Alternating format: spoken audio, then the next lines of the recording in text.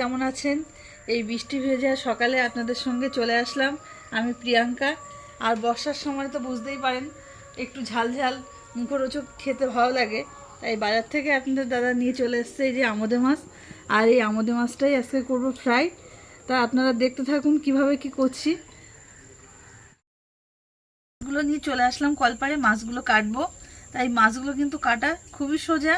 এই যে মাছের মাথাটা এখান থেকে কেটে দেবো, আর লেজার দিকে একটু কেটে এটাকে আবার পরিষ্কার করে ধুয়ে নেব। আসলাম রান্নাঘরে, আর এবার ফ্রাইটা করব। তা অনেকদিন পরে আপনাদের সামনেও আসলাম। তা দেখুন কীভাবে কী করছি, পুরো ভিডিওটা স্কিপ না করে দেখতে থাকুন। তো এখানে এই যে মাছ নিয়ে নিয়েছি, আর একটা লেবু নিয়েছি, এই লেবুটাও দেবো।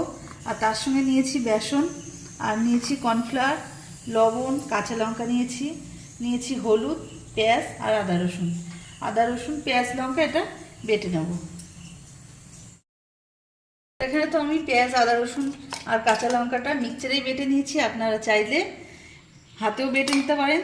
তা আমি এখানে হাফ দিলাম আর হাফটা রেখে দিয়েছি, যখন একটা ব্যাটার বানাবো সেই ব্যাটারটার মধ্যে দেব। আর এর মধ্যে দিয়ে দিচ্ছি কিছুটা লেবু, আর আপনারা লেবুর পরিবর্তে ভিনিগারটাও দিতে পারেন। আর দিচ্ছি সামান্য একটু হলুদ, আর দিলাম 1 চামচ মতো লবণ। এটাকে ভালোভাবে মাখিয়ে আমি 15 মিনিটের জন্য রেস্টে রাখবো।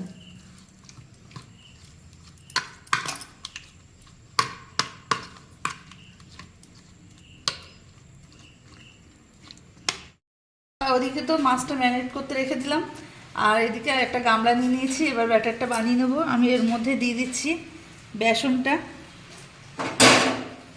আর তার সঙ্গে দিলাম কর্নফ্লাওয়ার,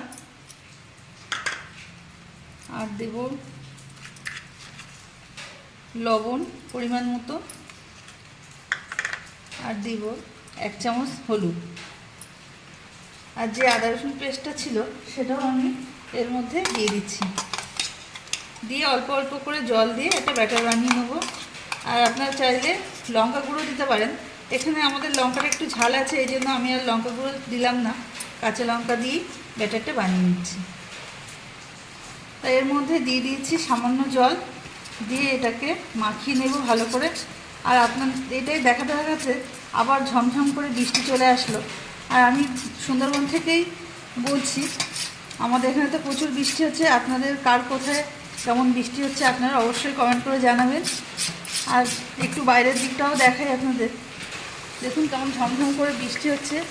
আর বৃষ্টির দিনে চারিদিকে সবুজের জন্য দেখতেও কতটা সুন্দর লাগছে। আর ওদিকে বলতে বলতে এদিকে আমাদের ব্যাটারটাও পুরো রেডি হয়ে গেছে। আর একটু সামান্য জল দেব।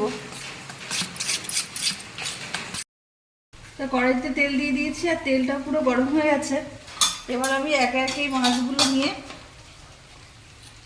আমি হাত দিয়ে নিলাম কারণ হাত দিয়ে বেশি সুবিধা হবে। এক এক করে আমি মাছগুলো তেলে দিয়ে দেবো।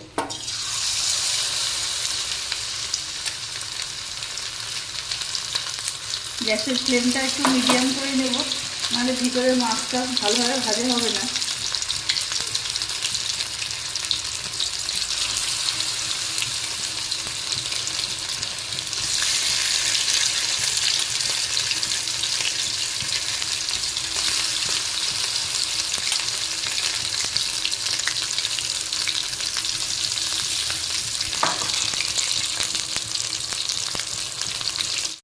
মাছগুলোতেও আমি এপিট করে লাল লাল করে ভেজে তুলে নিচ্ছি, আর বাকি মাছগুলো একইভাবে ভেজে দেব।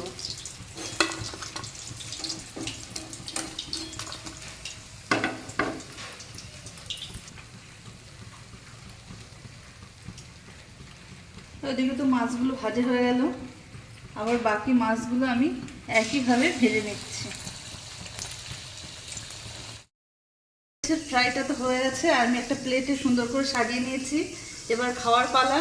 তা এটা আপনার দাদাকে দেবো খেতে, খেয়ে বলবে যে রান্নাটা কেমন হয়েছে। তবে এই রান্নাটা করার সময় বাটারে কিন্তু লবণের পরিমাণটা একটু কমই দেবেন, কারণ এই মাছে লবণের ভাগটা একটু বেশি থাকে। ফিশ ফ্রাই তো রেডি, আর আমি একটা ট্রাই করে দেখি কেমন হয়েছে। মুচমুচে, দারুণ মুচমুচে হয়েছে। আর সঙ্গে একটু নিয়ে নেবো স্লাটের পেঁয়াজ। বর্ষার দিনে পুরো জমে যাবে। আপনারা বাড়িতে ট্রাই করবেন। আর রেসিপিটা কেমন লাগালো কমেন্ট করে জানাবেন। আপনারা ভালো থাকবেন, সুস্থ থাকবেন। দেখা হবে নতুন কোনো পর্বে।